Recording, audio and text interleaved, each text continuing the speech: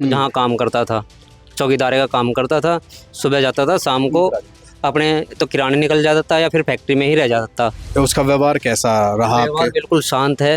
हाँ। ऐसा कोई हमने उसके व्यवहार से कुछ नहीं देखा। पास पड़ोस में सबसे पूछो, आता था, बच्चों से बोलता था, हंसता था सबसे। पानीपत पुलिस ने हाल ही में पानीपत से एक शख्स को गिरफ्तार किया है जिसका नाम है नोमान इलाही। नोमान पर यह आरोप है कि वो जासूस है। हालांकि इसमें कितनी सच्चाई है ये तो जांच के बाद ही पता लग पाएगा। हम मनमोहन नगर में है, पानीपत के उस मनमोहन नगर में जहां पर नोमान की बहन रहती थी और जहां पर वो कभी कभार यहां पर आता था। तो ये वो बिल्डिंग है, एक बार दिखाना चाहूंगा। पूरा मोहल्ला है मनमोहन नगर का, ये उनके रिश्तेदार है।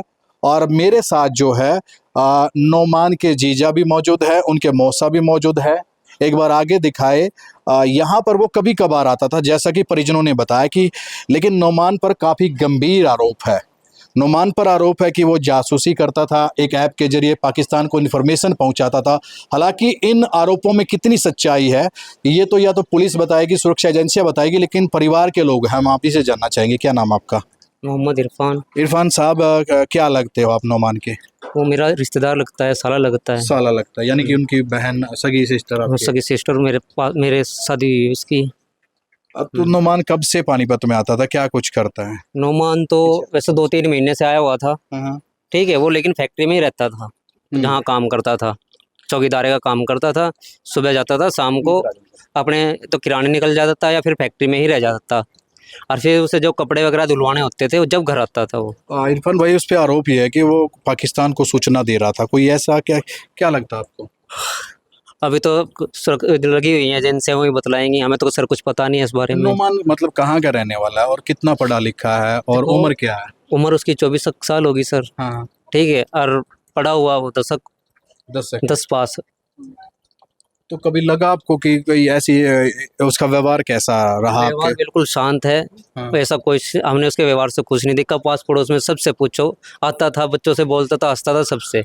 यूपी में कहाँ से है, कौन सा जिला? किराना। किराना से। तो आपके मतलब आपकी उनकी सिस्टर की शादी आपसे हुई है, कितने साल पहले शादी हुई थी? 15 साल पहले। आखिरी बार कब आया वो घर, कब आया? आखिरी बार परसों आया था वो। परसों नहीं, 4 दिन हो गए उसे।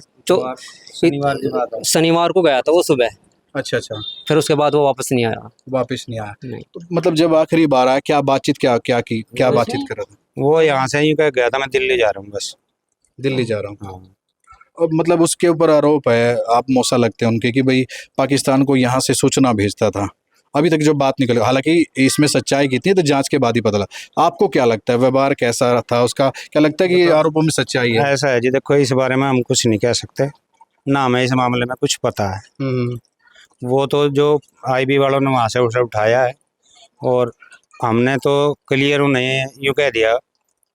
इसके लड़के के बयान हुए, हमने भी कहा भाई ऐसा है, हमारा अगर वो इस काम को कर रहा है तो हमारा उससे कोई मतलब नहीं है, ना हम रिश्तेदारी रखते हैं ऐसे से, ना हम आना जाना रखते, हमारे से बिल्कुल बेदखल है हमारे से। तो ये नोमान की जो बहन है, उनके ससुर हैं, इनका ये कहना, अगर इस प्रकार इन आरोपों में कोई सच्चाई है तो कोई रिश्तेदारी नहीं, कोई भी सजा। आप क्या कहना चाहोगे अगर शामिल मिलता है वो पाकिस्तान के साथ? यही बात होगी जो हमारे पापा ने कही है, क्योंकि हम तो फिर हमारा तो कोई रिश्तेदार नहीं है वो, क्योंकि जो हमारा नहीं, जो हमारे देश का नहीं हुआ वो हमारा नहीं है।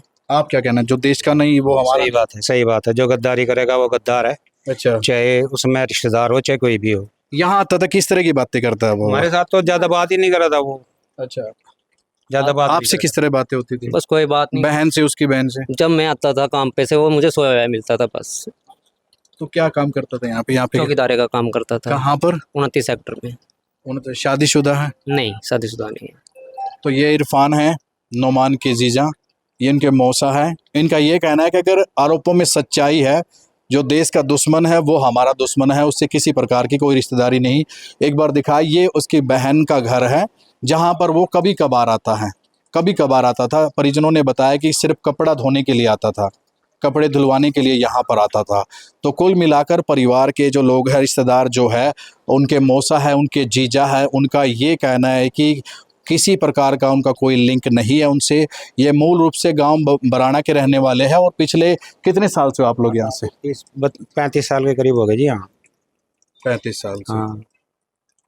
अच्छा, अगर कभी यहाँ पर कोई ऐसी एक्टिविटीज देखी उसकी, कोई ऐप के जरिए कुछ देखता हो मोबाइल में, कुछ ऐसा कुछ कुछ नहीं थी। कोई बातचीत की हो कभी ऐसी? नहीं नहीं नहीं, हमारे सामने अगर कुछ ऐसी हमारे बात सामने ऐसी बात करता तो हम पहले ही लपेट देते उन्हें। हमसे पहले नहीं निकलवा देते। पहले ही हम इतना काम तो हम पहले ही कर देते, अगर मैं यहाँ करता तो वो इस काम को। अच्छा, हाँ जी, कितनी उम्र बताई नोमान की? 23-24 साल है। 23-24 साल। पानीपत में कितने दिन से था वो तो अभी आया 2-2.5 महीने सारे ही हुए हैं। अच्छा, कैसा आपको महसूस कैसा हुआ कि जब पता लगा, सुनने में आया कि भाई इतने आरोप है पाकिस्तान के साथ मिला हुआ है? हाँ, हमारा तो पूरा शौक है जी, हमारी तो वो ही कह रहा है, हमारी तो सारी रेपुटेशन खत्म होगी। हमारे तो हम किसी के सामने आंख उठाने का लायक भी नहीं रहे हम तो। सवाल तो हाँ, बिल्कुल बिल्कुल। हमारी तो पूरी बेइज्जती हो रही है, क्या करेंगे हम। इरफान भाई, इनके परिवार में कितने लोग हैं यूपी में, और बहनें कितनी हैं, ये भाई कितने हैं? 3 भाई हैं 3 बहन। और परिवार क्या कुछ काम करते हैं पिताजी? और पर बेचारे कपड़े का ही काम करते हैं, मजदूरी करते हैं दूसरों की दुकानों पे बेचारे, वो तो सब मजदूरी करते हैं। मजदूरी करते हैं। तो भाई ये नोमान के रिश्तेदार हैं, मौसा और जीजा। इनका ये कहना है कि जो देश का नहीं वो इनका नहीं, इनका किसी भी प्रकार का कोई हाथ नहीं है। वो जब भी यहाँ पर आता था सिर्फ कपड़े धुलवाने के लिए अपनी बहन के पास आता था। और उनकी बहन की हम बात, क्या नाम, बहन का क्या नाम बताया? जीनत, जो उनकी बहन है, वो जब से उसको हिरासत में लिया गया वो सदमे में है, घर पे नहीं है, हॉस्पिटल में एडमिट है, उनकी तबीयत खराब है। तो कुल मिलाकर परिवार का पक्ष जाना, और आरोपों में कितनी सच्चाई है ये तो सुरक्षा एजेंसी जांच के बाद ही पता लग पाएगी।